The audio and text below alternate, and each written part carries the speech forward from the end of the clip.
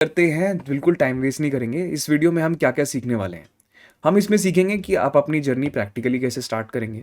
हम इसमें सीखेंगे कि क्या क्या मिस्टेक्स आपको अवॉइड करनी चाहिए। ठीक है, 90% of the people fail in social media because ये मिस्टेक्स रिपीट करते हैं। तो आपको उन बुलशिट से बचाने के लिए मैं पूरी पूरी कोशिश करूंगा, लेकिन आप तभी बच पाएंगे अगर आप वीडियो पूरा एंड तक देखते हैं। अगर आप एंड तक नहीं देखते हैं तो सर प्लीज़ बाद में आके मुझे गालियां मत देना कि भाई इस फील्ड में तो स्कोप नहीं है, ये नहीं है, वो नहीं है। तरीके से बैठो, तमीज से चौकड़ी मार के आराम से कॉपी पेन ले आओ और जो मैं बोल रहा हूँ उसको समझने की कोशिश करो, अपने दिमाग में रजिस्टर करो। तुमको बहुत वैल्यू मिलेगी इस वीडियो से, ये मेरा प्रॉमिस है। और नहीं मिले तो अनसब्सक्राइब कर देना। वैल्यू तो मैं तुमको बहुत ज़्यादा देने वाला हूँ आज। Okay, next, mistakes to avoid. देखो जी, सपनों का कोटा पूरा हो गया तो रियलिटी में आ जाते हैं। प्रैक्टिकल एक्सपेक्टेशंस, एक रियलिस्टिक मैप आपको बताऊंगा, क्योंकि करोड़ों रुपए हैं इस इंडस्ट्री में, सब कुछ मिलेगा जो आप चाहते हैं, लेकिन कब मिलेगा, उसके लिए क्या स्टेप्स उठाने पड़ेंगे, उसका प्रोसेस क्या है, फ्रेमवर्क क्या है, कब आप एक्सपेक्टेशन अपनी मैनेज करेंगे, कब आप अपनी एक्सपेक्टेशन बढ़ाएंगे, उसके ऊपर हम थोड़ी सी बात करेंगे। इनकम के क्या प्रोस्पेक्ट रहते हैं, क्या चैलेंजेस रहते हैं, कौन पैसा कमाएगा, कौन कभी पैसा नहीं कमा पाएगा, कौन पप्पू कौन होशियार, इसके ऊपर हम बात करेंगे। ठीक है, और अपना फ्यूचर कैसे प्लान करना है। इस वीडियो में मैं सब कुछ तो नहीं बता पाऊंगा, लेकिन जो जो चीज़ें आपको अपने पोर्टफोलियो के लिए रिक्वायर्ड है, जो आपको अपने पोर्टफोलियो के लिए, देखिए क्या होगा, पहले आप शुरुआत करेंगे कंटेंट बनाने से। कंटेंट से भी पहले हम कुछ की टर्म्स के बारे में बात करेंगे। उन की टर्म्स के बाद हम अपनी जो जिस तरीके से हमको अपना कंटेंट डिज़ाइन करना है उसके ऊपर हम बात करेंगे। कौन से मैट्रिक्स को हमें मेजर करना है उसके ऊपर हम बात करेंगे। एंड फाइनली जब आपके पास सारी चीज़ें एक अच्छे वायबल फॉर्म में रेडी होंगी, एक पीडीएफ में या एक गूगल शीट में या एक गूगल स्लाइड्स में, एक अच्छे वेल डिफाइंड फॉर्मेट में होगी, उसको हम पोर्टफोलियो कहते हैं। और जब पोर्टफोलियो रेडी हो जाएगा तब आप फिर jobs, affiliate marketing, brand deal, sponsorships, ये सब करेंगे। काम का एक अच्छा रिकॉर्ड होना बहुत ज़रूरी है, नहीं तो ब्रांड्स आपको ट्रस्ट नहीं करेंगे। वो बोलेंगे मेरे पप्पू चुपचाप दफ़ा हो जाए यहाँ से, मेरा दिमाग मत खराब कर। क्योंकि देखिए, इंडिया ना 1.2 बिलियन लोगों की कंट्री है। अब आपको ये अच्छा लगे बुरा लगे इससे कोई फ़र्क नहीं पड़ता है, पर जहाँ 1.2 बिलियन लोग हैं, अगर आप वहाँ पे स्टैंड आउट करना चाहते हैं तो आपको बहुत तरीके से और तमीज़ से काम करना पड़ेगा। तरीका और तमीज़ नहीं कर सकते तो ये वीडियो बंद कर दीजिए। ठीक है, चलिए अब आगे बढ़ते हैं और फटाफट मैं आपको एक्सप्लेन करता हूँ क्या बात करने वाले हैं। आओ जी, आओ जी, आओ जी। सबसे पहले हम चलते हैं the key terms that you should know. देखिए, एक पप्पू को एक प्रोफेशनल कैसे बीट करेगा, जब उसको फाउंडेशनल लेवल नॉलेज होगी। ये नॉलेज जो मैं अभी आपको देने वाला हूँ बहुत प्रैक्टिकल होगी। मैं अपने चैनल से उसको लिंक करके आपको बताऊंगा, अपना मीडिया किट आपको दिखाऊंगा। तो ध्यान से इसको प्लीज़ ध्यान से देखें। सबसे पहले हम बात करते हैं डिस्ट्रीब्यूशन। डिस्ट्रीब्यूशन का क्या मतलब होता है, how many people are able to reach through your content. अगर आप निखिल कामत का पॉडकास्ट फॉलो करते हैं, निखिल कामत जो कि जीरोधा के को फाउंडर हैं और one of the India's best and leading entrepreneurs हैं, उन्होंने अपना एक पॉडकास्ट करा था तन्मय भट्ट के साथ, जहाँ पे उन्होंने बोला था कि social media is no longer a game of engagement, it is a game of distribution. Distribution मतलब कितने लोगों तक आपका कंटेंट पहुंच रहा है, क्योंकि अगर वो दिखेगा तभी वो बिकेगा। ठीक है, तो डिस्ट्रीब्यूशन एक्चुअली अवेयरनेस स्टेज पे नहीं आता, वो इस स्टेज पे आता है। अच्छा, ये क्या है सर, ये एक मार्केटिंग का फनल है। इस फनल के ऊपर मैंने digital marketing road map part 2 में बहुत डिटेल में बात की थी। अगर आपने नहीं देखा है तो आई बटन में जाके चले जाइए, वहाँ पे आपको दिख जाएगा। तो आपका जो डिस्ट्रीब्यूशन है वो यहाँ से स्टार्ट होता है। बहुत सारे लोग हैं जो इंटरनेट पे कुछ ना कुछ ढूंढ रहे होते हैं और उनको कहीं ना कहीं आपका कंटेंट दिखता है, तो वो इस स्टेज में आपके साथ जुड़ते हैं। जैसे ही वो जुड़ते हैं तो वो पहले अवेयरनेस स्टेज में आते हैं, फिर इंटरेस्ट स्टेज में आते हैं, फिर कंसिडरेशन में आते हैं, फिर परचेज में, फिर लॉयल्टी में। आपको मैं अपने चैनल के एग्जांपल से बताता हूँ। लास्ट ईयर मेरे चैनल पे 56 मिलियन इंप्रेशंस आए थे। 56 मतलब 56 लाख लोगों तक यूट्यूब ने मेरा वीडियो पहुंचाया था। उसमें से 9 लाख लोगों ने मेरा वीडियो देखा। तो यहाँ तक 56 लाख लोग थे, और अवेयरनेस मतलब अब मेरे चैनल को जो अवेयर हो गए वो 9 लाख लोग थे। ठीक है, इसमें से 15,000 लोगों ने न्यू एज स्किल्स की वेबसाइट पे लॉगिन किया। तो मतलब यहाँ पे न्यू एज स्किल्स की लॉगिन पे इस स्टेज पे आ गया। एंड 500 लोगों ने मेरे प्रोग्राम्स खरीदे। तो फिर जब उन्होंने लॉगिन किया मेरी वेबसाइट पे तो उन्होंने कंसिडर भी करना शुरू कर दिया कि हाँ यार, ये बंदा तो बढ़िया है। वो बार बार मेरे चैनल्स के साथ जुड़ते गए। मैं आपको यहाँ वो बार बार मेरे चैनल के साथ जुड़ते गए, बार बार मेरे चैनल के साथ इंटरेस्टेड होते गए, उनको मेरे वैल्यू प्रोपोजिशन में मज़ा आने लगा, उनको लगा कि ये बंदा हमारी जेन्युइनली हेल्प कर सकता है, एंड फाइनली उन्होंने परचेज करा।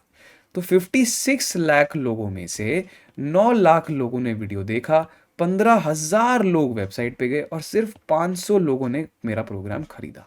और इसमें से last year we had 25 people who resubscribe. तो लॉयल्टी मतलब अब जो लोगों ने पहले खरीदा था उनको प्रोडक्ट इतना पसंद आ गया कि उनको लगा नहीं मुझे वापस से खरीदना है, तो इसको लॉयल्टी कहते हैं। तो यहाँ पे जब इसका साइज बड़ा होगा ना सर, तो इसका साइज बड़ा होगा, जब इसका साइज बड़ा होगा तो इसका साइज बड़ा होगा, जब इसका साइज बड़ा होगा तो इसका साइज बड़ा होगा, और जब इसका बड़ा होगा तो ये बड़ा होगा, ये बड़ा होगा तो ये भी बड़ा होगा। एंड ऑफ द डे पैसा हम इस स्टेज में कमा रहे हैं, लेकिन इज्जत हम इस स्टेज में कमा रहे हैं। हम पहले इज्जत कमाते हैं और फिर पैसा कमाते हैं। ओके, तो जो मेरा डिस्ट्रीब्यूशन था वो क्या हो गया 56 लैक्स, जो मेरी एंगेजमेंट थी वो क्या हो गई 9 लैक्स, जो मेरी एक्विजिशन थी 15,000 लोग मेरी वेबसाइट पे आए उन्होंने, और उसमें से 3,000 लोगों ने एक्चुअली अपने ईमेल एड्रेस भी दिए, तो यहाँ तक भी मेरा एक्विजिशन ही चल रहा है। और इन 3,000 लोगों में से जिन्होंने अपने ईमेल एड्रेसेस दिए मुझे फ्री कोर्स में, इन्होंने 500 लोगों ने प्रोग्राम खरीदा।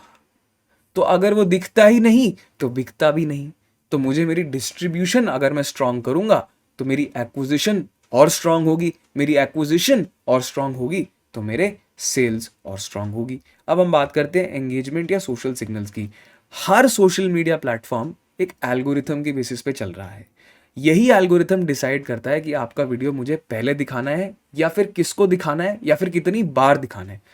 पहले दिखाना है, कितनी बार दिखाना है, किसको दिखाना है, ये एल्गोरिथम का बेसिक फंडा होता है। एल्गोरिथम क्या होता है? एल्गोरिथम एक कोड होता है जो यूट्यूब ने लिखा है, जो कि ऑटोमेटिकली डिसाइड करता है कि हमारे वीडियोस किस बंदे को दिखेंगे। ठीक है, एल्गोरिथम आप हैक नहीं कर सकते, कंट्रोल नहीं कर सकते, चेंज नहीं कर सकते। वो गूगल दादाजी ने लिख के रखा हुआ है, वो आपके बस में नहीं है। लेकिन अगर आपको अपनी डिस्ट्रीब्यूशन बढ़ानी है, राइट, जिसकी मैंने बात की थी, इंप्रेशंस बढ़ाने हैं, रीच बढ़ानी है, तो आपको कुछ सोशल सिग्नल्स के बारे में पता होना चाहिए। लाइक एक सोशल सिग्नल होता है, जितने लोग वीडियो लाइक करेंगे उसकी रीच उतनी बढ़ेगी। शेयर सबसे बड़ा सोशल सिग्नल होता है, जितने लोग शेयर करेंगे गूगल के लिए एक बहुत पॉजिटिव सिग्नल होता है कि नहीं, और अब तो अगर लोग शेयर कर रहे हैं इसका मतलब कंटेंट में दम होगा। कंटेंट में दम है तो गूगल को कॉन्फिडेंस आता है कि नहीं, इस वीडियो की रीच बढ़ा देते हैं। कमेंट कर रहे हैं मतलब लोग इतना इंप्रेस्ड हो गए कि वो कमेंट कर रहे हैं, और गूगल आपके कमेंट्स पढ़ भी सकता है, तो उस बेसिस पे देखता है कि पॉजिटिव कमेंट है, नेगेटिव कमेंट है। सब्सक्राइब कर रहे हैं, ये भी एक बहुत इंपॉर्टेंट सोशल सिग्नल है, राइट। और शेयर एक्चुअली 2 बार आ गया, तो like, share, comment, subscribe, LCSS। ठीक है, ये हमारे सोशल सिग्नल हैं। इन सोशल सिग्नल के बेसिस पे हमें सोशल मीडिया एल्गोरिथम्स प्रेफरेंस देते हैं। लेकिन सोशल सिग्नल से भी ज़्यादा इंपॉर्टेंट अगर कोई सिग्नल है वो है ऑडियंस रिटेंशन। ऑडियंस रिटेंशन का मतलब ये होता है कि एक एबिलिटी ऑफ अ क्रिएटर कि वो अपने ऑडियंसेस को कितनी देर तक एंगेज्ड रख सकता है। अगर आप रिटेंशन नहीं बढ़ाएंगे तो आप अपनी एक्विजिशन नहीं बढ़ा सकते। एक्विजिशन ही नहीं होगी तो एक्शन भी नहीं होगा। मतलब फाइनली जो पैसा तो यहीं से आता है ना सर, यहाँ तक तो सब फ्री की कहानी चल रही है। लेकिन अब आप ये देखिए 56 लाख में से सिर्फ 9 लाख लोग ही है, और 9 लाख में से सिर्फ 15,000, तो मेरा जो रिटेंशन हुआ वो सिर्फ 15,000 का ही हुआ। कि मतलब 60 लाख लोगों तक पहुंचने के बाद भी सिर्फ 15,000 लोग ही हैं जो मुझे दिल से कुछ मानते हैं, बाकी सब लोग यूनिवर्स से बाहर चले गए। ठीक है, तो रिटेंशन जो है ये बहुत इंपॉर्टेंट है। रिटेंशन इंश्योर करता है यूट्यूब को कि वो आपके सोशल सिग्नल्स को और एम्पलीफाई करे। अगर रिटेंशन खराब होगा तो आपके सोशल सिग्नल्स वैसे भी खराब होंगे, क्योंकि अगर रिटेंशन अच्छा नहीं है, रिटेंशन क्या होता है, एंगेजमेंट, कि कौन कितनी देर तक आपका वीडियो देख रहा है। फॉर एग्जाम्पल अगर आपने 10 मिनट का वीडियो बनाया है और लोग सिर्फ 4 मिनट तक देख रहे हैं, तो इसकी जो एवरेज व्यू ड्यूरेशन है वो 4 मिनट हो गई। अगर 100 लोगों तक यूट्यूब आपका वीडियो पहुंचा रहा है और सिर्फ 5 लोग उसको देख रहे हैं, तो CTR आपका 5% हो गया। अगर आपके लास्ट वीडियो में 10,000 लोग थे और 10,000 में से नेक्स्ट वीडियो में सिर्फ 1,000 लोग आते हैं, तो सिर्फ 10% आपका रिटर्निंग व्यूअर रेट है। और अगर आपके वीडियो में 1,000 व्यूज आते हैं और उसमें से सिर्फ 10 लोग पूरा वीडियो एंड तक देखते हैं, तो 1% आपका कंप्लीशन रन रेट हो गया। तो ये वाले मैट्रिक्स से भी कहीं ज़्यादा इंपॉर्टेंट हैं आपके रिटेंशन मैट्रिक्स, ठीक है। और रिटेंशन मैट्रिक्स ही आज की डेट में एक ब्रांड को सिग्नल देते हैं कि हमें इस ब्रांड को स्पॉन्सर करना है, या यूट्यूब को एक सिग्नल देते हैं कि हमें इस चैनल को अच्छा सीपीएम आरपीएम देना है या नहीं। और ये इंस्टाग्राम में भी ऐसे ही काम करता है, फेसबुक में भी ऐसे ही काम करता है। रिटेंशन सबसे बड़ी चीज़ है, क्योंकि रिटेंशन है तो अटेंशन है। और सोशल मीडिया प्लेटफॉर्म का सबसे बड़ा टूल क्या है? अटेंशन। रिटेंशन नहीं होगी तो अटेंशन नहीं होगी, याद रखना। Retention leads to attention. Okay, next is vanity metrics. इसका मैं एग्जांपल देता हूँ। टेक्निकल गुरुजी में 2 करोड़ सब्सक्राइबर हैं, लेकिन उनके आजकल के वीडियोस में सिर्फ 15,000 व्यूज़ आ रहे हैं, 30,000 व्यूज़ आ रहे हैं, 35,000 व्यूज़ आ रहे हैं, मतलब लेस देन 0.5% उनका रिटेंशन है, राइट। तो अगर मान लीजिए टेक्निकल गुरुजी कहे हमारा तो 2 करोड़ सब्सक्राइबर हैं, मान लो सैमसंग के पास गए तो हमारा तो 2 करोड़ सब्सक्राइबर हैं, लाओ जी हमें तो आप 10 लाख रुपए दे दो, हम आपका 1 मिनट, वो बोलेंगे पप्पू महाराज मेरे भाई साहब पहले आप अपनी रिटेंशन बढ़ाइए। 2 करोड़ तो सब्सक्राइबर है, लेकिन उन 2 करोड़ में से आपको सिर्फ 15,000 लोग ही देख रहे हैं। तो वैनिटी मैट्रिक क्या हो गया? सब्सक्राइबर हो गया। जो हिस्टोरिकल आपने एक एसेट बना रखा है, जिसके ऊपर आप इतना ज़्यादा फैसिनेट करते हैं कि नहीं नहीं फॉलोअर्स, लेकिन अगर वो फॉलोअर्स एंगेज्ड ही नहीं है तो ब्रांड्स आपको पैसा देने को तैयार नहीं। अब फॉर एग्जांपल कैरी मिनाटी के 5 करोड़ सब्सक्राइबर हैं, शायद ऐसा कुछ नंबर है, 5 या 3 करोड़ जितने भी हैं उसमें से, लेकिन व्यूज़ भी उनको करोड़ों में ही आ रहे हैं। तो इसका मतलब कि उनका जो रिटर्न ऑन इन्वेस्टमेंट होगा किसी ब्रांड के लिए वो बहुत ज़्यादा होगा। कैरी मिनाटी अगर ये बोलने लग जाए कि 2 करोड़ तो मेरे सब्सक्राइबर है, लेकिन मेरे तो व्यूज़ ही 15,000 आते हैं, तो ये वैनिटी मैट्रिक पे खेल रहा है। वैनिटी मैट्रिक्स अब ज़्यादातर ऑर्गेनाइजेशंस प्रेफर नहीं करती हैं। एक टाइम पे vanity metrics used to be everything, but now vanity metrics amounts to nothing. And finally we have a media kit. जैसे आप मेरा मीडिया किट यहाँ पे देखें, मीडिया किट क्या होता है? एसेंशियली कि एक कलेक्शन ऑफ प्रमोशनल मटेरियल्स होता है, जिसमें आप कंपनी के बारे में ब्रांड्स को कुछ कुछ बताते हैं कि भाई ये मेरी बायोग्राफी है, ये मेरी कॉन्टैक्ट इन्फॉर्मेशन है, ये मेरे प्रोडक्ट्स एंड सर्विसेज हैं, ये मेरी वेबसाइट का एड्रेस है, और ये मेरी ट्रैफिक इन्फॉर्मेशन है। तो यूट्यूब ने मुझे एक ब्रांड किट ऑलरेडी बना के रखा हुआ है। तो जब मेरे 18,000 सब्सक्राइबर थे, यूट्यूब ने मुझे एक की चैनल स्टैट्स के साथ एक पीडीएफ फाइल दी, जिसके उन्होंने ऊपर मेरा एक हेडर डाल दिया, मेरी यहाँ पे उन्होंने फोटो डाल दी, यहाँ पे उन्होंने मेरा नाम रखा, यहाँ पे उन्होंने मेरी छोटी सी बायो रख दी, उन्होंने मेरे एक डेमोग्राफिक का स्नैपशॉट दिया। उन्होंने ये बताया कि जी हमारे तो चैनल पे 81% जो ट्रैफिक है वो इंडिया से आता है, 18 से 24 और 25 से 34 के बीच में हमारी मैक्सिमम ऑडियंस, मतलब जो हमारी 90% ऑडियंस है वो 18 से लेके 34 साल के बीच में, जिसमें से 60% जो हमारी ऑडियंस है वो जेन जी है, ठीक है। और मेरे चैनल पे 78% मेल्स आते हैं एंड 21% फीमेल्स आती है। तो मतलब थोड़ा मेल डोमिनेटेड चैनल है, जेन जी ज़्यादा आती है, ज़्यादातर लोग इंडिया से हैं। हर लास्ट 28 डेज़ में मेरे 15,500 व्यूवर्स थे, लास्ट 28 डेज़ में मेरे 35,000 व्यूज़ थे। एक बंदा on an average 5 minute spend करता है मेरे चैनल पे। जो मेरा रन रेट है वो सिर्फ 17.2% है, अच्छा रन रेट नहीं है, मुझे रिटेंशन पे काम करना है। लेकिन एक रिटेंशन का जो सबसे अच्छा मेट्रिक जो मैं अचीव कर पा रहा हूँ वो है रिटर्निंग व्यूवर्स, कि 30% व्यूवर्स वापस आ जाते हैं। और 3,000 घंटे का हमारा लास्ट मंथ का वॉच टाइम था। तो ये ब्रांड किट से बहुत इंप्रेस होते हैं लोग। अगर आप ये ब्रांड किट अपने नौकरी में ले जाएं, इंटर्नशिप में ले जाएं, किसी ब्रांड के पास ले जाएं, किसी छोटे बिजनेस के पास ले जाएं कि सर देखिए ये मेरा ब्रांड किट है, मैं आपके लिए भी हेल्प कर सकता हूँ, और मैं सिर्फ नाम का मार्केटियर नहीं हूँ, मैं काम का मार्केटियर, ये देख लो मैं तो नंबर्स लेके आया हूँ आपके लिए। तो वो बहुत इंप्रेस हो जाएंगे और फिर वो आपकी टर्म्स एंड कंडीशंस के हिसाब से कॉन्ट्रैक्ट बनाने को तैयार हो जाएंगे। समझ रहे हो मेरी बात? तो ये टर्म्स मेरे प्यारे प्रोफेशनल मार्केटर्स, ये टर्म्स आपको पता होनी चाहिए। फिर से रिपीट कर दूं, distribution, social signal, retention, vanity and media kit. Hope आपको वीडियो यहाँ तक पसंद आ रहा है। रिमेंबर कर दीजिए भैया, लाइक शेयर सब्सक्राइब कमेंट, हमारे भी वैनिटी मैट्रिक्स बढ़ा दीजिए ताकि हमारी रिटेंशन इंप्रूव हो जाए। चलिए नेक्स्ट पार्ट में चलते हैं फटाफट। तो आई होप आपको पुराना वाला सेक्शन अच्छा लगा। अभी जो मैं बात करने वाला हूँ वो है एसेंशियल स्किल्स, जो आपको पप्पू इन्फ्लुएंसर्स नहीं बताएंगे। अगर जेन्युइनली सच में कुछ बढ़िया सीखना चाहते हैं ना, टिके रहो प्लीज़, अभी मत जाओ। मुझे पता है वीडियो लंबा है यार, मुझे पता है बहुत सारे बी रोल्स मिसिंग है, बट प्लीज़ रुक जाओ, बहुत बढ़िया चीज़ें आपको बताने वाला हूँ। Okay, one of the most essential skills जो कि आप अपनी कंटेंट क्रिएशन जर्नी से पहले आपको इंटरनलाइज करनी है, that is customer obsession. Customer obsession का मतलब ये होता है कि आप ये बात रियलाइज करते हैं कि आप जो कंटेंट बना रहे हैं ना, लोग आपको फॉलो कर रहे हैं आपकी ऑथेंटिसिटी के लिए, ठीक है। तो आपको अपने ऑडियंस का पर्सोना पता होना चाहिए। आपको ये भी पता होना चाहिए कि उस सुबह उठ के बाथरूम का जाते हैं, मजाक नहीं कर रहा। जितना आप अपनी कस्टमर की लाइफ पे अपने ऑडियंस की लाइफ में डीप घुसेंगे उतना अच्छा कंटेंट आप बना पाएंगे, बिकॉज रिलेटेबिलिटी ही नहीं होगी तो एंगेजमेंट नहीं होगी। नो रिलेटेबिलिटी मीन्स हाई डिबेटेबिलिटी, मतलब आपका कंटेंट डिबेटेबल है कि वो चलेगा या नहीं चलेगा, लेकिन रिलेटेबिलिटी होगी तो हाई एंगेजमेंट होगी, हाई एंगेजमेंट होगी तो हाई रिटेंशन होगी, हाई रिटेंशन होगी तो हाई एक्विजिशन होगी, हाई एक्विजिशन होगी तो हाई रेवेन्यू होगी। ये बात याद रखना, आप लोग बिजनेस के हिसाब से सोशल मीडिया पढ़ रहे हो, आप नाच नचनिया किसी को एंटरटेन करने के लिए नहीं कर रहे हो। एंड ऑफ द डे आप ये चाहते हो कि लोग आपको आपकी एक्सपर्टीज़ के लिए, आपकी वैल्यू के लिए आपको पैसे दें। उससे पहले आपको अपने कस्टमर के बारे में सब कुछ पढ़ना होगा। जैसे कि मैंने अभी आपको अपना मीडिया किट दिखाया था, अगर मैं इस चैनल की बात करके चलूँ तो मेरे चैनल वाले ज़्यादातर लोगों की एज क्या है आपको समझ में आ गई है, जेंडर क्या है आपको समझ में आ गई है, वो कहाँ रहते हैं, ज़्यादातर टीयर 3 टीयर 4 टीयर 2 सिटीज़ में रहते हैं, राइट। उनकी एवरेज इनकम क्या रहती है, वो लोग ज़्यादा नहीं कमा पाते या फिर अपनी जॉब से खुश नहीं है। वो ज़्यादातर लोग 10,000 5,000 25,000 30,000 यही यही सैलरी लेवल्स पे बैठे हुए हैं, राइट। ये मुझे पता है मेरे चैनल की प्रॉब्लम्स, इसीलिए जो मैं कंटेंट बनाता हूँ वो उन सारी एस्पेक्ट्स को हिट करता है। वो किस इंडस्ट्री में काम करते हैं, उनका एजुकेशन लेवल क्या है, उनको क्या चीज़ें पसंद नहीं हैं, उनको क्या चीज़ें पसंद हैं, वो किन चीज़ों को वैल्यू करते हैं, उनकी लाइफ के चैलेंजेस क्या हैं, उनके गोल्स क्या हैं, उनका जॉब टाइटल क्या है।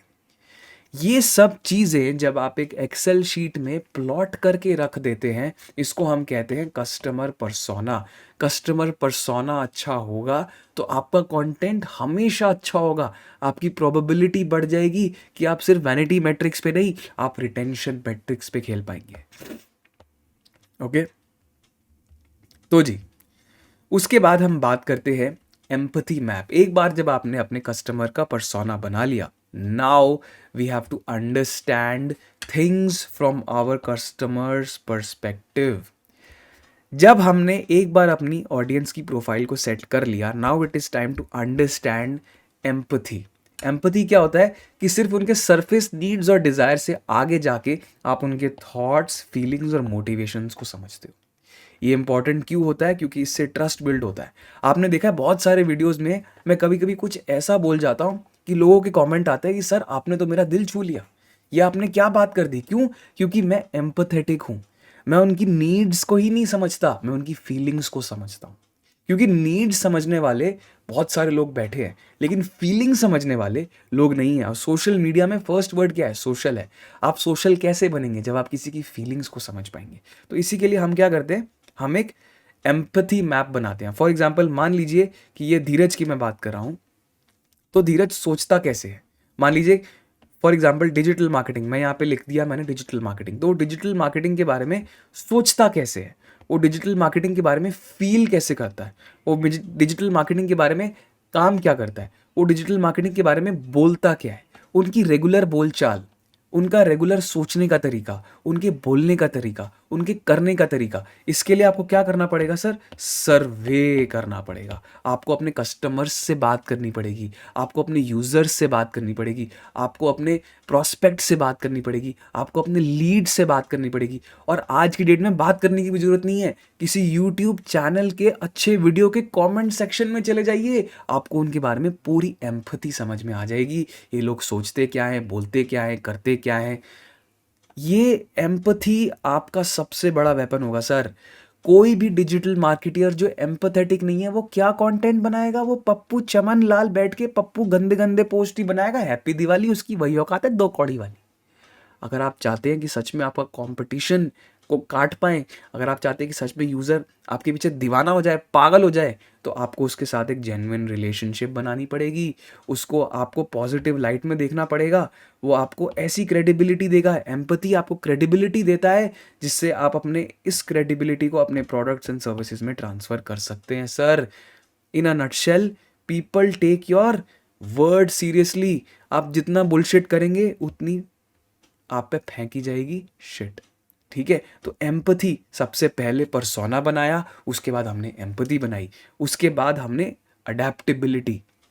अडेप्टेबिलिटी का क्या मतलब होता है कि भाई साहब जो बंदा अडेप्टेबल नहीं है, ये फील्ड उसके लिए है ही नहीं। ठीक है, यहाँ पे चीज़ें बहुत जल्दी चेंज होती हैं। फॉर एग्जांपल अगर मैं कैनवा की ही बात करूँ, पहले कैनवा सिर्फ डिज़ाइनर्स यूज़ करते थे, ठीक है, लेकिन आजकल वो यूआई यूएक्स वाले भी लोग यूज़ कर रहे हैं, ठीक है। वहाँ पे मिलियंस ऑफ नई इमेजेस आप यूज़ कर सकते हैं, वीडियोस, जिप सिंपली बाय प्रॉम्प्ट्स, ठीक है। आप मॉकअप्स बना सकते हैं, बैकग्राउंड्स रिमूव कर सकते हैं, आइटम स्वैप कर सकते हैं एक बैकग्राउंड से, और वो जो सॉफ्टवेयर है ना, वो रोज़ चेंज होता रहता है, रोज़ चेंज होता रहता है। अगर आप एक पप्पू मार्केटर हैं जिनको अडेप्ट करना नहीं आता, तो सोशल मीडिया प्लेटफॉर्म्स आपको पनिश करेंगे। आपको रोज़ उसी प्लेटफॉर्म के बारे में बार बार रिसर्च करती रहनी पड़ेगी, बार बार उसको नए यूज़ केसेस उसके करने पड़ेंगे, एक्सपेरिमेंट करने पड़ेंगे। सोशल मीडिया जो एक्सपेरिमेंट नहीं कर सकता सर, वो सोशल मीडिया के लायक नहीं है। इसका ये मतलब नहीं है कि आप एक टूल से दूसरे टूल पे भाग रहे हैं, इसका ये मतलब बिल्कुल नहीं है। इसका सिर्फ इतना मतलब है कि जो भी टूल आप डेली बेसिस पे यूज़ कर रहे हैं, आप उसको इन डेप्थ जाके रोज़ उससे नए नए चीज़ों को डिज़ाइन करने की कोशिश करिए। अगर आप इंस्टाग्राम में भी देखते हैं, इंस्टाग्राम में रील्स में रोज़ नया ट्रेंडिंग ऑडियो आता है, रोज़ नए फ़िल्टर इफ़ेक्ट्स आते हैं, रोज़ नए ट्रेंड्स आते हैं, कि कोई किसी ने कोई चैलेंज कर दिया, किसी ने share your this photo when you were 20s। तो ये आपको इनके ऊपर खबर रखनी पड़ेगी कि आज क्या ट्रेंड चल रहा है, आज किन चीज़ों पे बात हो रही है, आज कौन सा नया फीचर इंस्टाग्राम पे आया, आज कौन सा नया चीज़ यूट्यूब ने लॉन्च करी। तो अपना जो आपका जो कंटेंट कंजम्पशन का पैटर्न है ना, you have to change it from very generic to very specific. Adaptable बनना पड़ेगा। लोग आपसे एक्सपेक्टेशन चेंज करते रहेंगे, वो आपको कमेंट्स करते रहेंगे, नहीं सर इसके ऊपर वीडियो बनाओ, उसके ऊपर वीडियो बनाओ, ये हमें ये सीखना है, हमें वो सीखना है।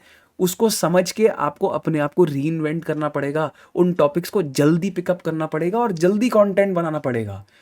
नए टूल्स इंपॉर्टेंट नहीं है, नए ट्रेंड्स इंपॉर्टेंट हैं। तो ट्रेंड्स पे अपनी नज़र गड़ा के रखें, ठीक है।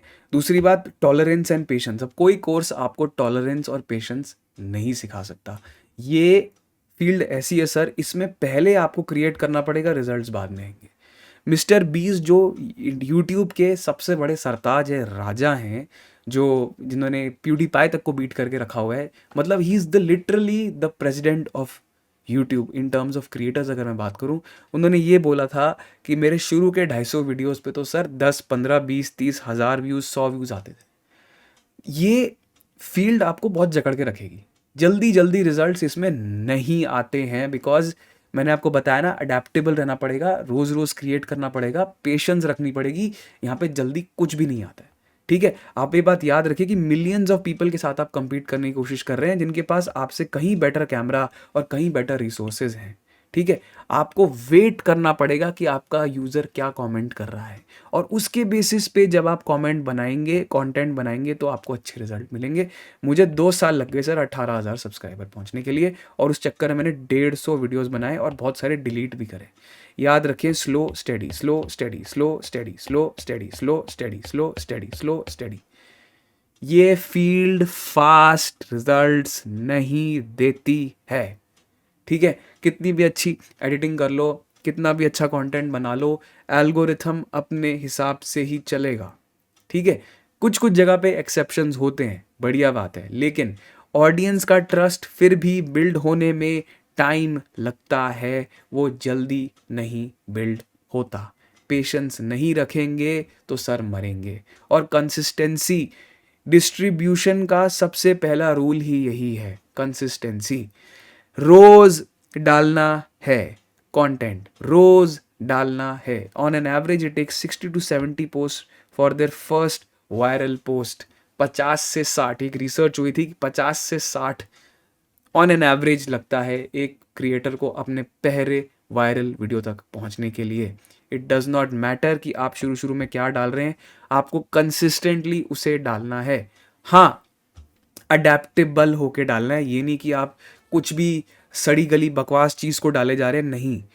ऑडियंस परसोना इसलिए हमने बनाई थी, क्योंकि अगर ऑडियंस परसोना होगी तो आपको पता होगा कि आपकी ऑडियंस क्या चाहती है, उसके हिसाब से ही आप बनाएंगे। जब आप उसके हिसाब से कंसिस्टेंटली बनाएंगे तो आपको रिजल्ट्स मिलेंगे। लेकिन ये सबसे इम्पॉर्टेंट चीज़ है, ये अगर नहीं है तो सर प्लीज़ इस फील्ड में नहीं आइए, आपको यहाँ पे कुछ नहीं मिलने वाला। आप सिर्फ अपना कटवाएंगे, बहुत गंदा कटवाएंगे, बिना कंसिस्टेंसी के नहीं चलेगा यहाँ पे गेम, ठीक है। And attention to detail, attention to detail भी एक ऐसी चीज़ होती है जो बहुत सारे लोग नहीं देखते। अरे अरे अरे अरे अरे अरे अरे अरे अरे, अटेंशन टू डिटेल ही वही सीक्रेट है जो आपको आगे लेके जाएगा। Consistency without attention to detail is shit. उस कंसिस्टेंसी का कोई फ़ायदा नहीं है जहाँ पे आपकी अटेंशन टू डिटेल मिनिमल है या है ही नहीं। ठीक है, अटेंशन टू डिटेल के लिए आप क्या कर सकते हैं, आपको ये फिगर आउट करना है। आप पहले एक एक्सेल शीट या फिर आप एक गूगल डॉक्स या एक गूगल स्लाइड्स बनाइए, टॉप कॉम्पिटिटर्स का, उस फील्ड में जो भी बंदा अभी नंबर 1 है या फिर जो जल्दी जल्दी ग्रो कर रहा है, आपको लग रहा है कि यार ये बंदा बहुत बढ़िया कर रहा है, आपको लिटरली पोस्ट बाय पोस्ट जाके पूछना है लोग इस पोस्ट को क्यों लाइक कर रहे हैं। कुछ तो इसमें होगा, क्या इसका म्यूज़िक अच्छा है, क्या इसकी प्रोडक्शन क्वालिटी अच्छी है, क्या इसका जो उड़ता हुआ टेक्स्ट आ रहा है वो अच्छा है, क्या इसका मैसेज अच्छा है, क्या इसके बोलने का तरीका अच्छा है। लोग इसके पोस्ट पे कमेंट क्यों कर रहे हैं, एक एक कमेंट को जाके पढ़ो, लोग कमेंट क्यों कर रहे हैं इस पोस्ट पे। इस पोस्ट को स्टैंड आउट क्या बना रहा है, कुछ तो बना रहा होगा। क्या वो फनी है, क्या वो रिलेटेबल है, क्या वो मोटिवेशनल है, क्या वो फियरफुल है, क्या कोई क्रिएटर साइकोलॉजिकल हैक यूज़ कर रहा है। हमने digital marketing road map part 2 में साइकोलॉजी के ऊपर बात करी थी। क्या वो प्राइमिंग यूज़ कर रहा है, क्या वो ट्राइफेक्टा इफेक्ट यूज़ कर रहा है, राइट। बहुत सारे हमने उसमें एक साइकोलॉजी के ऊपर हमने बात की थी, राइट। क्या वो डीकॉय इफेक्ट यूज़ कर रहा है, क्या कर रहा है, राइट। इस पोस्ट का सीटीए क्या है, जो भी ये पोस्ट इसने बनाया इसका फाइनल कॉल टू एक्शन क्या है। क्या वो आपको ऐप डाउनलोड करने के लिए बोल रहा है, लिंक इन द बायो में क्लिक करने के लिए बोल रहा है, कोई वर्कबुक डाउनलोड करने को बोल रहा है, कॉन्टैक्ट करने को बोल रहा है, कॉल करने को बोल रहा है, क्या बोल रहा है। इस पोस्ट से क्या इमोशंस आते हैं, जब मैं इस पोस्ट को देखता हूँ तो मुझे क्या इमोशंस फील होते हैं। क्या मैं खुश होता हूँ, क्या मैं घबरा जाता हूँ, क्या मैं एक्साइटेड हो जाता हूँ, मैं जंपी हो जाता हूँ। लोग अपने दोस्तों को इस पोस्ट में टैग क्यों कर रहे हैं, बहुत ज़रूरी है। इससे आपको ये समझ में आएगा कि ये पोस्ट शेयर क्यों हो रहा है, क्या ऐसी बात उसने बोल दी, क्या उसने कोई गाली दी थी, क्या उसने कोई मुहावरा यूज़ किया था, क्या उसने कोई बचपन की कोई बहुत ही पुरानी बढ़िया सी चीज़ आपको ऐसी बता दी जिससे आपको हंसी आ गई। क्यों क्यों क्यों। आप ये देखिए, what what why why, what what why why, why why what what. Questions पूछना ज़रूरी है। क्वेश्चंस नहीं पूछेंगे तो पप्पू के पप्पू ही रह जाएंगे, पूरी उम्र पप्पू रहेंगे। मेरे सोशल मीडिया मार्केटर, ये मेहनत तुझे करनी पड़ेगी, तुझे पसंद आए या ना आए। और अगर पसंद नहीं आ रही है तो गलत फील्ड में हो, प्लीज़ जाओ कोडिंग करो, आईएएस करो, तुम्हारी बस की नहीं है, बस की नहीं है तुम्हारी। ठीक है, your strategy has to flow from data not intuition. Your strategy has to flow from data not intuition. याद रखना इस बात को, ठीक है। एंड फाइनली करेज, यार इसमें करेज लगेगी। ये चीज़ आपको बिना करेज के तो नहीं मिलेगी। आपको जैसे ही आप करेज, जब आप में करेज आ जाती है तो तभी आप एक फेयर प्राइस चार्ज कर पाएंगे, तभी आप प्रेशर्ड नहीं फील करेंगे कि आपको लॉस में ये चीज़ बेचनी है, तभी आप इजीली गिव अप नहीं कर पाएंगे, आप नेगोशिएट कर पाएंगे। कस्टमर भगवान तो ठीक है, लेकिन सप्लायर नौकर है, ये कहीं का लॉजिक नहीं है। गॉड का मतलब ये नहीं है कि आप मार्केट प्राइसेस को एक्सप्लॉइट करके इंडस्ट्री के स्टैंडर्ड को गटर में ले जाओगे। ठीक है, जैसे ही आपके अंदर थोड़ा सा कॉन्फिडेंस आना शुरू हो, पैसे मांगने की हिम्मत करें, पैसे मांगें। लेकिन पैसे मिलेंगे नहीं जब तक आप इन चीज़ों को फॉलो करके उस लेवल का कंटेंट नहीं बनाते हैं। इन चीज़ों को फॉलो करना बहुत बहुत बहुत बहुत बहुत इम्पॉर्टेंट है। Persona, empathy, adaptability, tolerance, consistency, attention to detail. मेरे साथ रिपीट करें, persona, empathy, adaptability, tolerance, consistency, attention to detail and finally courage. ये स्किल्स ऐसी हैं जिस कोई कोर्स की औकात नहीं है आपको सिखा दे, ये अंदर से आती हैं। और अगर ये नहीं आ सकती तो भाई प्लीज़ चले जाए यहाँ से, मैं तेरा टाइम वेस्ट करने में इंटरेस्टेड नहीं हूँ। ये स्किल्स अंदर से आती हैं। चलो नेक्स्ट आ जाओ मालिक, करियर फ्रेमवर्क और सक्सेस टाइमलाइन पे चलते हैं। ठीक है, सबसे पहले जो आपका ईयर 0 से 2 होगा, ठीक है, ये आपका लर्निंग स्टेज है। यहाँ पे एक स्पंज की तरह आपको सब कुछ अब्जॉर्ब करना है। कोई फ़र्क नहीं पड़ता कि आप किस रोल के लिए हायर हुए थे, आपको हर प्रोजेक्ट के लिए येस बोलना है, चाहे वो कंटेंट हो, वीडियो एडिटिंग हो, ग्राफिक डिज़ाइनिंग हो या सोशल मीडिया पोस्टिंग हो। प्लीज़ इसमें ज़्यादा चूज़ी होके अपना गुड़ गोबर मत कर दो। यहाँ पे आप शुरुआत कर रहे हो, आपका दायित्व क्या बनता है? ईयर 0 मतलब जैसे ही आप जो आप लर्न कर रहे हो, जब आपने कुछ जॉइन नहीं करा है, सीखते जाओ, सीखते जाओ, सीखते जाओ, सीखते जाओ। जो मिल रहा है, जहाँ से मिल रहा है, सीखते जाओ। ऑब्जर्वेशन से सीखो, रोड मैप से सीखो, कोर्सेज से सीखो, फ्री कोर्सेज यूट्यूब पे पचासों है। जहाँ पे आपको लग रहा है कि हाँ यार ये बंदा मुझे कुछ काम की बात बता रहा है, ले जाओ उसको, ठीक है। ईयर 1 पे आपको कम से कम 5 कैंपेन लॉन्च करने हैं।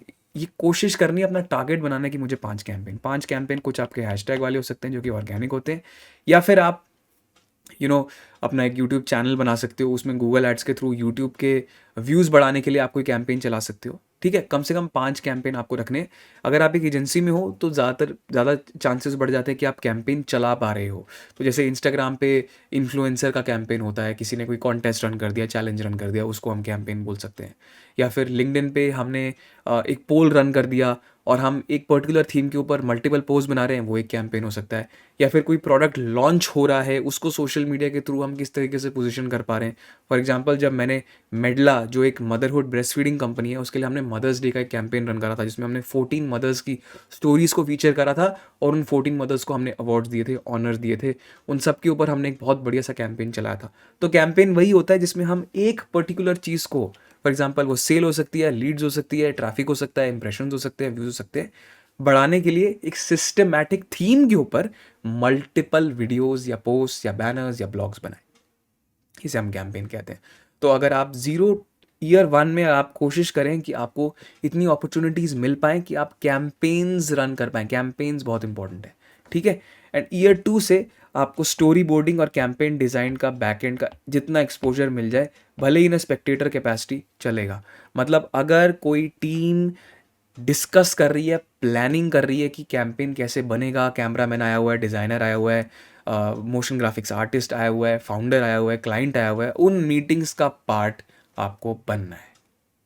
उन मीटिंग्स में आपको बैठना है, आपको स्माइल करना है कि हाँ, अगर आपको वो मौका मिल रहा है, क्योंकि वहाँ से आपका एक proper synchronized, organized planning framework आप बना पाएंगे कि भाई ये कैंपेन ऐसे बनता है, this is what it takes. कल को आपको अपनी भी एजेंसी खोलनी है या आपको किसी के लिए फ्रीलांसिंग करनी है, तो आपको पता होगा कि भाई इसके मूविंग पार्ट्स क्या हैं।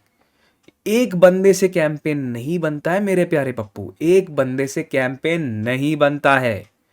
तो उन मीटिंग्स का हिस्सा जब आप होंगे तो आपके दिमाग के ढक्कन ऐसे खुलेंगे कि भाई साहब शैंपेन की बोतलें फट जाएंगी, ठीक है। ये बात याद रखना। ईयर 2 से ईयर 5 में ये आपका एग्जीक्यूशन फेज है, ठीक है।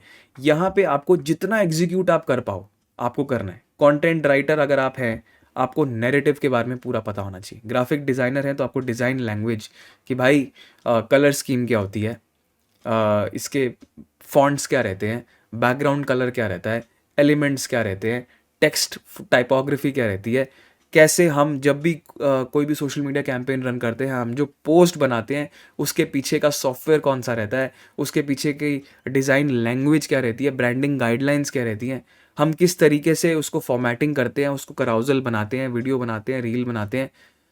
ये जो इनसाइड जो स्कूप है ना, ये आपको पता होना चाहिए। कंटेंट वाली यही सोचती है कि अल्टीमेटली मैसेज क्या होगा, डिज़ाइनर ये सोचता है कि उसकी डिज़ाइन लैंग्वेज क्या होगी, ग्राफिक्स वाला, मोशन ग्राफिक्स वाला ये सोचता है कि कौन सी ट्रांजिशन डालूंगा, इफेक्ट डालूंगा, म्यूज़िक डालूंगा, कैसे कहाँ पे कट मारूंगा, कहाँ पे उसको मैं जूम इन जूम आउट करूंगा, पैन करूंगा, ट्रांजिशन डालूंगा। ये वो वाला सोचता है। क्लाइंट सर्विसिंग वाला ये सोचता है कि अब क्लाइंट ने हमें पैसे दे दिए तो हम इनकी रिपोर्टिंग कैसे करेंगे, कि भाई हम इनको कैसे बताएंगे कि हमारे साथ जुड़ने से आपको देखो हमने कितने लाखों रुपए का फ़ायदा करा दिया। फाइनेंस वाला यही सोचता है कि भाई इनसे और पैसा कैसे निकलवाएं, इनको और नई प्रोडक्ट्स कैसे बेचें, इनसे और मार्जिन्स कैसे हम बढ़वाएं, इनकी कॉस्ट कैसे कम करें, पेमेंट के माइलस्टोन्स क्या रहते हैं। सो हर टीम अलग अलग तरीक़ों से सोशल मीडिया कैंपेन रन करती है। आपको एटलीस्ट एक जगह पे फिट होके एग्जीक्यूशन रोल में 2 से 3 साल बैठना ही पड़ेगा, क्योंकि यही फिर आपकी जो हार्ड स्किल्स हैं उसको एक कॉन्क्रीट शेप देगा, ठीक है। बेटर तो यही है कि आप अगर एक इंटीग्रेटेड डिज़ाइन एजेंसी में जाते हैं, इंटीग्रेटेड सोशल मीडिया एजेंसी में जाते हैं, वहाँ पे सारे मूविंग पार्ट्स होते हैं, आपको उन सब का एक्सपोजर मिलेगा, लेकिन आपको इनमें से एक डिपार्टमेंट तो चुनना ही होगा जहाँ पे आप एग्जीक्यूट कर पाओ। मेरे हिसाब से ये वाला जो है ज़्यादातर लोगों के लिए सही रहता है, बिकॉज इसमें क्लाइंट इंटरेक्शंस ज़्यादा होती हैं और इसमें आपको इनसे भी काम करवाना है और इनसे भी काम करवाना है और इनसे भी काम करवाना है। तो ये जो है ये ब्लेंड कर देता है इन तीनों चीज़ों को। लेकिन अगर आपको कंटेंट में ज़्यादा ध्यान देना है तो आप कंटेंट में जा सकते हैं, डिज़ाइन में ज़्यादा ध्यान देना है तो डिज़ाइन में भी जा सकते हैं। वो डिपेंड करता है कि आपके लिए आपको मज़ा किस चीज़ में आ रहा है। अगर आपको मज़ा नहीं आ रहा है ना, तो ये भी बकवास, ये भी बकवास, ये भी बकवास, ये भी बकवास, ये भी बकवास। मज़ा इज़ एक्सट्रीमली इंपॉर्टेंट, बिकॉज जब आप मज़ा आएगा तभी आपके काम में फ्लो बनेगा। फ्लो ही नहीं होगा तो आप करेंगे क्या बैठ के, मक्खियाँ मारेंगे। ठीक है। फाइनली जो थर्ड फेज़ है वो ईयर 5 to 10 है। यहाँ पे आपको असली ग्रोथ मिलेगी। 1 lakh per month, 2 lakh per month, 3 lakh per month. यहाँ से असली ग्रोथ शुरू हो जाती है, बिकॉज इधर आपकी क्रेडिबिलिटी ऑलरेडी बन चुकी होती है। आप एग्जीक्यूशन कर चुके होते हो, बहुत सारे कैंपेन्स पे काम कर चुके होते हो, नंबर्स ला चुके होते हो, सेल्स करवा चुके होते हो, कॉन्टैक्ट्स बना चुके होते हो, नेटवर्क बना चुके होते हो। एक ऑथेंटिसिटी आपकी एस्टैब्लिश हो जा चुकी होती है, इंडस्ट्री आपको रिकग्नाइज कर चुकी होती है। तो ये आपका स्ट्रैटेजी फेज है। यहाँ पे आप आइडिएट करोगे कैंपेन्स, हाई पेइंग क्लाइंट से कोशिश करोगे कि आपको काम मिले, और इन्फ्लुएंसर मैनेजमेंट आपको यहाँ पे सीखने को मिलेगी, प्राइसिंग स्ट्रैटेजी, डिमांड फोरकास्टिंग सीखने को मिलेगी, स्टोरी बोर्डिंग, सिनेमाटोग्राफी, कमीशंस और सेल्स कैसे मैनेज करनी है, इन्फ्लुएंसर मार्केटिंग एजेंसीज के साथ डील कैसे करना है, हेड ऑफ इन्फ्लुएंसर मार्केटिंग के साथ। तो ये यहाँ पे आप एक वाइस प्रेसिडेंट हो सकते हैं, सीनियर मैनेजर हो सकते हैं, या फिर एक फ्रीलांसर हो सकते हैं। पर यहाँ तक पहुँचने के लिए ये वाला जो फेज़ है इसका निकलना बहुत ज़रूरी है, which is the execution phase. ये वाले फेज़ का निकलना बहुत ज़रूरी है, क्योंकि ये निकलेगा तभी आप यहाँ पहुँचेंगे। ज़्यादातर लोग जो मेरे प्यारे पप्पू हैं, उनकी इतनी ज़्यादा फट लेती है कि उनको लगता है कि अब यूपीएससी ही कर लेते हैं, तो वो यहीं पे हार मान जाते हैं। यहाँ तक तो मुझे लगता है सिर्फ 10% लोग पहुँचते हैं, और यहाँ पर सिर्फ 1% लोग पहुँचते हैं, बिकॉज उनको जल्दी पैसा मिलता नहीं है, रिकॉर्ड उनको बनाना नहीं है। पता नहीं कौन से टुच्चे 2 टके के 50,000 की कोर्सेज करके अपने पैसे बर्बाद कर चुके होते हैं तब तक, और उनको सोशल मीडिया लगता है सोशल का होता है। भाई चलो यूपीएससी करो, आईएएस करो, एग्ज़ाम दो, कुछ ना रखें इन चीज़ों में। ठीक है, मैं सच्ची बोल रहा हूँ, 90% लोग यही निकल लेते हैं, यही निकल लेते हैं। इनका कुछ नहीं होता। यहाँ तक तो पहुँचते ही सिर्फ 10% लोग हैं बाबूजी। जॉब्स बहुत है पर मेहनत कोई करना नहीं चाहता, मेहनत करेगा नहीं, उसको एक क्लियर विजन है नहीं, उसको एक क्लियर गाइडलाइंस है नहीं, उसको बस मैं 10,000 रुपये में था, मेरी ये 10 लाख रुपए पर मंथ सैलरी क्यों नहीं हुई 1 साल में, वो चले जाता है। लेकिन सर ये ना गेम 5 से 10 साल का है, चाहे सोशल मीडिया ले लो या डिजिटल ले लो, ये गेम 5 से 10 साल का है। मैं अभी तक इसमें लगा हूँ, मैं पिछले 10 साल से इंडस्ट्री में हूँ, और अभी तो और कितना आगे जाना है। जल्दी जल्दी यहाँ कुछ नहीं मिलता, लेकिन जब मिलना शुरू होता है ना, तो इतना मिलता है कि फिर आप समेटते रह जाएंगे। तो ये बात है इसकी टाइमलाइन की। अब चलेंगे लास्ट सेक्शन में, which is how to start. और इस वीडियो में मुझे चाहिए पूरे पूरे 1,500 लाइक्स पार्ट 3 के लिए, जिसमें मैं प्लेटफॉर्म्स कवर करूँगा, टूल्स कवर करूँगा, स्प्रेडशीट्स कवर करूँगा, ट्रैकिंग रिपोर्ट्स कवर करूँगा, ताकि आप फाइनली क्लोजर करके अपने करियर को एक्चुअली में स्टार्ट कर पाए। यहाँ तक हमने आपका माइंडसेट बिल्ड कर दिया, मैंने आपको फ्रेमवर्क बता दिया, मैंने आपको कुछ इंटरनलाइज जो इंटरनल स्किल्स होती हैं वो मैंने आपको बता दी, मैंने आपको मीडिया किट तक दिखा दिया। अब हम बात करेंगे स्टार्ट कैसे करना है, एंड फाइनली पार्ट 3 में हम रिपोर्टिंग, मेजरमेंट, स्टैट्स और ट्रैकिंग एप्लीकेशन, इन सब चीज़ों के ऊपर बात करेंगे। तो 1,500 लाइक्स का टारगेट कर दो और कमेंट्स में लिख दो जी हमारा फेवरेट वर्ड मज़ा, ताकि मुझे पता चल जाए कि आप लोग यहाँ तक पहुँचे। अब ये वाला जो सेक्शन है मैं थोड़ा जल्दी जल्दी कवर करूँगा, टाइम नहीं लगाऊंगा, बिकॉज ऑलरेडी हमारा वीडियो बहुत लंबा हो चुका है। सबसे पहले स्टार्ट कैसे करना है, कोर्स ख़त्म कर ले भाई, कहीं से भी कर ले, जस्ट फिनिश इट। ठीक है, क्योंकि यहाँ पे एटलीस्ट आपको बेसिक चीज़ें तो बताएंगे। अब आपको यूट्यूब से करना है या पेड करना है, वो आपके बजट के ऊपर डिपेंड करता है। मुझसे करना है तो नीचे मैंने ब्रोशर की लिंक दी हुई है, मैंने अपने प्रोग्राम के बारे में सारी डिटेल्स दी हुई हैं। प्लीज़ मुझे व्हाट्सएप करें अगर आपको कुछ एक्स्ट्रा जानकारी जाननी है उसके बारे में, मैं आपकी हेल्प करूँगा। ठीक है, सोशल मीडिया हैंडल्स से स्टार्ट करें, पहले 2 पे बनाएं। लिंक्डइन मैंडेटरी बनाना ही बनाना है, या फिर यूट्यूब या इंस्टाग्राम। मेरा जो बायस रहेगा हमेशा यूट्यूब की तरफ रहेगा, क्योंकि इंस्टाग्राम पे चमन चोमू लोग होते हैं, बिल्कुल ही निहायती थर्ड क्लास। ठीक है, यहाँ पे लोग काम की बात सीखने नहीं आते, यहाँ पे लोग सिर्फ एंटरटेनमेंट के लिए आते हैं, अपना वक्त ज़ाया करने के लिए आते हैं। मेरे को इंस्टाग्राम ऑनेस्टली पसंद नहीं है, क्योंकि ना तो उसमें ऐड रेवेन्यू मिलती है और ना ही उसमें ज़्यादा आपको ग्रोथ के prospects from a very, I would say, at least मेरी इंडस्ट्री में। बाकी अगर आपको वहाँ पे बकचोदी करनी है, नाच गाना करना है, अपने एसेट्स दिखाने हैं और अपना बेवकूफ़ कटवाना है तो जा सकते हैं। मैं सॉरी बहुत हार्श वर्ड्स यूज़ कर रहा हूँ इंस्टाग्राम के लिए, ऑनेस्टली बर्बाद करके रखा हुआ है इसने। बट हाँ, इन्फ्लुएंसर्स कमाते हैं यहाँ पे, क्योंकि यहाँ पे 80% मेन बैठे हैं अपना मेंटल मैस्टरबेशन करने के लिए। उसके अलावा काम की चीज़ मुझे इंस्टाग्राम पे कम लगती है। सीखने के लिहाज से इंस्टाग्राम पे कुछ भी नहीं है। टाइम पास है, मस्ती मजाक है, सब कुछ सही है, मज़ेदार प्लेटफॉर्म है, पर मज़ेदारी है, इन्फॉर्मेटिव इसमें कुछ नहीं है। तो मैं यही बोलूँगा कि आप एक यूट्यूब पे और एक लिंक्डइन पे बना दीजिए, क्योंकि शॉर्ट्स तो देखो आप यूट्यूब पे भी बनाओगे ही, इंस्टाग्राम पे तो वैसे भी लॉन्ग वीडियो चलता नहीं है, लेकिन जो रिलेशनशिप एस्टैब्लिश होती है वो तो देखो जी यूट्यूब पे ही होती है। तो ये मेरा बायस हो सकता है यहाँ पे, पर मैं आपको यही बोलूँगा कि एक लिंक्डइन तो बनानी ही बनानी है और एक यूट्यूब। ठीक है, नीश सिलेक्ट करें। मैंने पार्ट 1 में नीश के ऊपर आपको कुछ जानकारी दी थी। और लिंक्डइन पे आप पोल्स बना सकते हैं, शॉर्ट पोस्ट, लॉन्ग पोस्ट या कराउजल्स। इंस्टाग्राम पे आपका फोकस होना चाहिए सिर्फ रील्स पे, फोटो पे या कराउजल पे। वैसे तो मैं आपको ये बोलूँगा कि यूट्यूब पे you should start with shorts and then ultimately graduate to long form videos. ये एक प्रेफर्ड होगा, पर पहले नीश सिलेक्ट करो। नीश सिलेक्ट करने के बाद क्या करना है, पर्सोना बनानी है, एम्पैथी बनानी है, उसके बाद आप कंटेंट क्रिएट करना शुरू करोगे। ठीक है, तो step 1, step 2, step 3। Okay, finally कोशिश करो कि जो भी आप कंटेंट बना रहे हो उससे 500 फॉलोअर्स आप ला पाओ on both YouTube and LinkedIn. LinkedIn पे आप 6 महीने के अंदर 500 फॉलोअर्स ला सकते हो, यूट्यूब पे थोड़ा टाइम लगेगा आपको। ठीक है, 100 पोस्ट पर रील या प्लेटफॉर्म आप टारगेट करो साल में, कि साल में मुझे कम से कम 100 पोस्ट बनाने। डिफरेंट टॉपिक्स को आप रिफ्रेश कर सकते हो, एक्चुअल यूज़र के प्रॉब्लम्स पे आप बेस कर सकते हो। याद रखना, इसीलिए हमने पर्सोना बनाई थी, पर्सोना फिर एम्पैथी, उसके बाद हमने क्रिएट करना शुरू किया था। तो अगर पर्सोना और एम्पैथी मैप आपका बना हुआ है तो ये इतनी ज़्यादा दिक्कत वाली चीज़ आपको लगेगी नहीं, आप आराम से बना पाओगे, क्योंकि आपके दिमाग में क्लैरिटी है कि मुझे किन चीज़ों के ऊपर बात करनी है। कमेंट्स आएंगे तो हर कमेंट्स को पर्सनली जवाब दो और उनको अपने नेटवर्क का पार्ट बनाओ। ठीक है, हर उस बंदे को डायरेक्ट मैसेज भेजो और उनको थैंक यू बोलो और उनको बोलो कि प्लीज़ मेरी प्रोफाइल को आप फॉलो करो। इसमें से कम 300 घंटे, 4.5 महीने तक का टाइम आपको लग सकता है। किसी के लिए ज़्यादा, किसी के लिए कम, मैंने आपको मोटा मोटा हिसाब बताया। ठीक है, जो भी अब आपने नंबर्स बनाने शुरू करे उसका एक मीडिया किट रखना शुरू कर दो, कि भाई ये मेरी ऑडियंस रहती है, इतने मेरे विजिटर्स रहते हैं, इतने मेरे इंप्रेशंस आते हैं, राइट, इतने मेरे ऑडियंस की मीडियन एज है।